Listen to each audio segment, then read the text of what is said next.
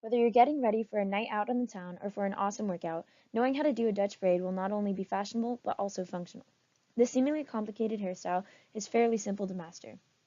HairRomance.com mentions that it is known as the inside-out braid or the reverse braid, and results in a braid with which you can see the shape of the braid sitting on top of the added sections of smoothed out hair. In the course of this presentation, I'll explain in detail what you need to Dutch braid, hair preparation, steps for doing a Dutch braid, and other possible styles.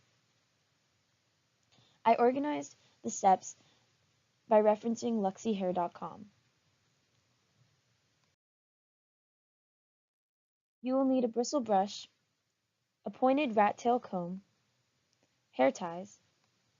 I like to use snag-free rubber bands, which I'll put the link to in my cited sources, hair, and some other optional items. These could be a mirror if you're doing it on yourself, a spray bottle filled with water to smooth out hair, mousse or gel, hairspray, and any hairpins or accessories that you may want to personalize your look. I'm going to be using flowers with no gel for a gentler style. Now that you're all geared up, you're ready to take on the Dutch braid. First, you'll have to prep your hair. This entails brushing your hair with the bristle brush until it's free of any knots or tangles. You can do a Dutch braid on dry or damp hair. If you have any flyaways, lightly mist them with water and/or a smoothing product to tame them.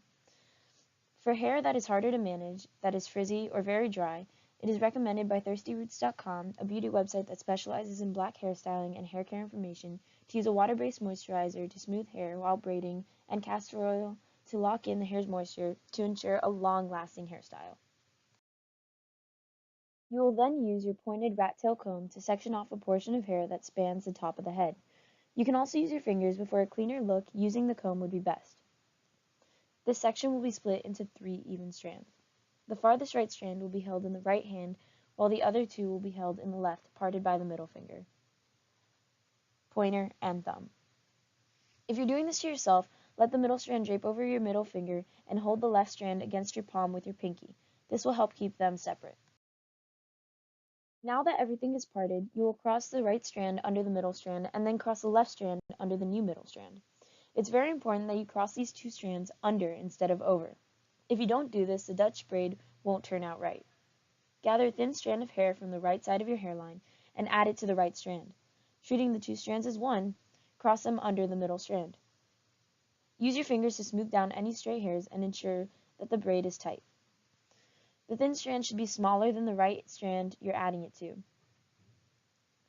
Some people find it easier to cross the right strand first, then add hair to it. Make sure that the added hair is going under the middle strand and that it is smoothed out. You repeat this process on the left side again, adding a thin strand of hair from the left side to the original before crossing under the middle strand and smoothing. This will be continued all the way down to the nape of the neck. Once at the base of the neck, finish adding the excess hair and continue as if completing a normal braid.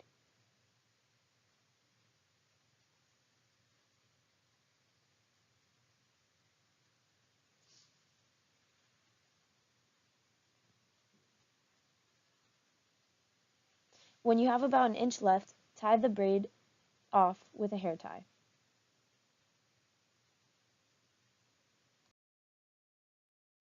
Finally, you can now tug on the braid to make it puff out, add hair accessories, hairspray, or do whatever you wish to achieve the specific braided look you'd like.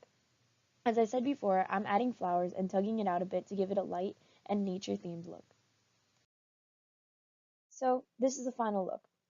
The look of a Dutch braid can change based on how you part your hair, how the hair is prepped, how tight the strands are pulled, and how you accessorize your hair. Here are a few examples showing different looks that can be achieved using these same steps with just a bit of practice. The double Dutch braid, the 2 Dutch braids updo, the crossed 2 Dutch braids ponytail, double Dutch pigtails, and many more. Now that you know what is required to do a Dutch braid, how to properly do a Dutch braid, some tips on how to ensure your braid comes out perfect, and different ways Dutch braids can be styled, you're ready to stun others with your functional yet fashionable do. You've also seen how the Dutch braid can be modified to be appropriate for various occasions and uses. Keep practicing and enjoy your new look.